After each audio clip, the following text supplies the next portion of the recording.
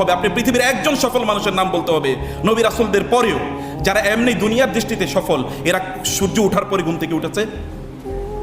আপনি সূর্য ওঠার আগে ঘুম থেকে উঠতে পারলেন, আপনি দুনিয়া কিভাবে দখল করবেন, দুনিয়া কিভাবে বিজয় করবেন? আপনার time management is very important. আপনাকে স্কিল ডেভেলপ করা দরকার, হ্যাবিট ডেভেলপ করা দরকার, চরিত্র। এটা মাই রুটিন।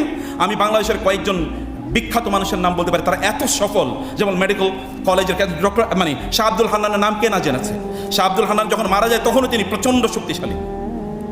এবং শাহ আব্দুল হান্নান বাংলাদেশের যদি মেডিকেল আমরা যদি ইবনে সিনা বা অন্যান্য ইয়ারগুলোর কথাবার্তা বলি, অথবা যদি এই যে ব্যাংকিং সেক্টর, ইসলামী ব্যাংক ট্যাংক ইত্যাদি, বাংলাদেশ সরকারের যে ভ্যাট ট্যাক্স ইত্যাদির জনক যিনি, আমি ওনাকে কোনোদিন দেখি নাই যে এই সময়ের পরে তিনি ওই কাজ করেছেন। তিনি যদি খেতে হয় একটার মধ্যে খাবেন, একটাই খাবেন, এটা দেড়টা কোনোদিন হয় না, আমি দেখিনি কখনো।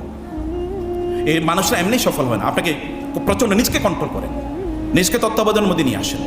এবং এটা যদি আমরা করতে পারি তাইলেই কেবলমাত্র আমরা